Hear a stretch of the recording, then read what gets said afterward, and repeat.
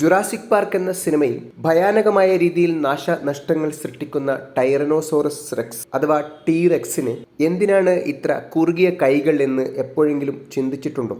അത്രയും വലിയ ഭീമാകാരനായ ജീവിക്ക് അതൊരു ഡ്രോബാക്ക് തന്നെയല്ലേ? ഇതുവരെയും സയന്റിസ്റ്റുകൾ ഇതിനൊരു വ്യക്തമായ ഉത്തരം നൽകിയിട്ടില്ല.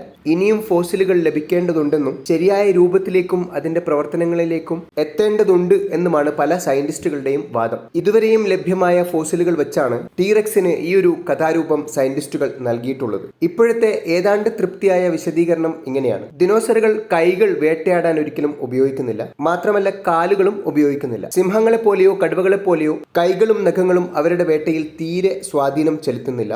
പകരം പഞ്ചർപുൾ എന്ന വേട്ടമാർഗമാണ് അവർ സ്വീകരിക്കുന്നത്. അതായത് കൊമോഡോ ഡ്രാഗണുകളെ പോലെയും മുതലയെ പോലെയും ഒക്കെ. വലിയ ഇരകളെ പോലും മുതലകൾ തന്റെ വായ കൊണ്ട് കടിച്ചു കീറി കീഴ്പ്പെടുത്തുന്നത് പോലെ തന്നെ. മാത്രമല്ല, ഇരകളെ കടിച്ച് കഷ്ണങ്ങളാക്കിയാണ് വിഴുങ്ങുന്നത്. അതുകൊണ്ട് കൈകളുടെ ഉപയോഗം തീരെ ഇല്ല ദിനോസറിന് എന്ന് പറയാം.